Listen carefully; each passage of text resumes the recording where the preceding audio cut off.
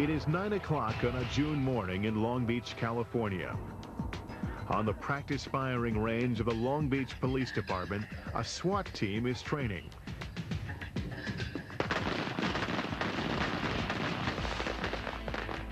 But these are not local police SWAT officers. 5 front, 5 wings, 12 seconds.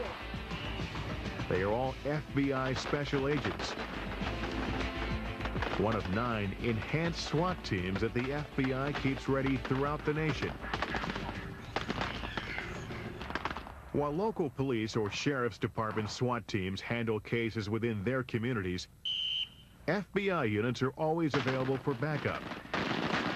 In cases involving terrorism or federal facilities, FBI teams have jurisdiction. As might be expected, FBI SWAT agents are equipped with state-of-the-art weaponry and protection. In the FBI SWAT program, all the operators pretty much have a standard uniform. They wear a Nomex flight suit. They have what we call a sub-fighting load, which carries a .45 caliber single-action pistol. The MP5 that we have is a 10mm version. We have an aim point sighting device. The idea of that is when operators are going into an environment, they can keep both eyes open. There is no such thing in the world of SWAT as too much practice. You guys go up, just movement, fire. You go dry, transition. Got it? Got it. Okay. No one knows better than Doug Kane, who was involved in one of the FBI's most daring yet successful SWAT operations.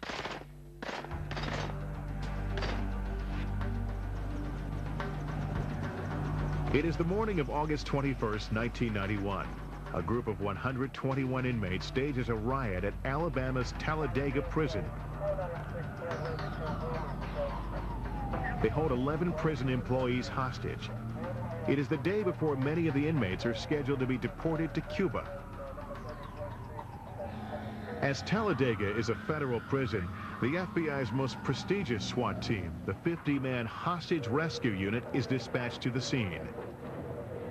The team is joined by more than 100 FBI field SWAT team members. There, while FBI and prison negotiators attempt to resolve the situation through peaceful means, the FBI hostage rescue team begins planning a tactical resolution, a carefully planned rescue attempt. FBI supervisors learn the hostages are being held in one pod of the prison. Fortunately, blueprints are available to show the location of the pod and various points of entry. At that time, we're still actively involved in the negotiations, and if we could negotiate this uprising peacefully, that's what we intended to do. But 2 more days of negotiation failed to establish a peaceful resolution. Individuals responsible for the negotiations made the determination that they were going to start doing harm to the hostages. The tactical resolution that was once considered an option suddenly becomes a necessity. The FBI knows it will need to use explosive breaches to gain entrance to the prison.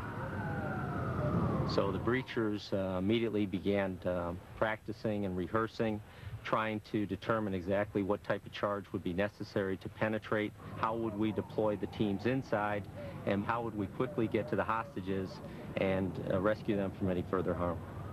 Because Talladega prison is constructed in separate pods, the areas not containing the hostages and Cuban inmates are evacuated. The FBI hostage rescue team moves into an empty pod to rehearse its rescue plan.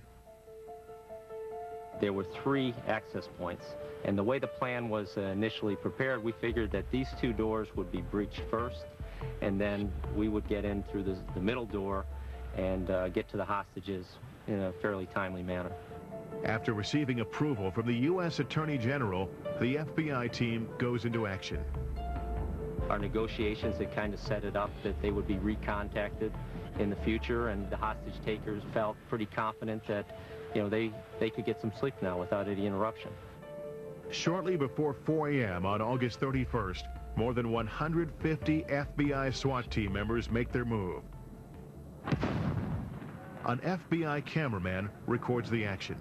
Once we initiated those breaches, we could operate for the next 30 to 40 seconds without much resistance. Even though they tried to confront several of the operators with makeshift bow and arrows and edged weapons and so forth, they were overwhelmed.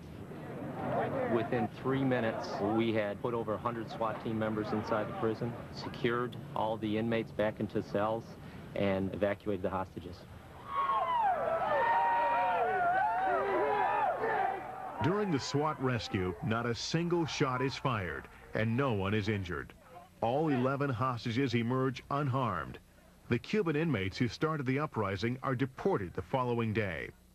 For Doug Kane, the mission was accomplished efficiently because the team used the 3 most important factors emphasized in training. Speed, we try to move as quickly as we can. Surprise, we try to get in there as quickly as we can when they're least expecting it. And the last is what we term violence of action, and that's just strong, aggressive movement, utilizing flash sound diversionary devices or explosive breaching when we do that. When we come back, thousands of rounds were exchanged. One cop said it is a war. This was the largest gunfight in law enforcement history up till that time.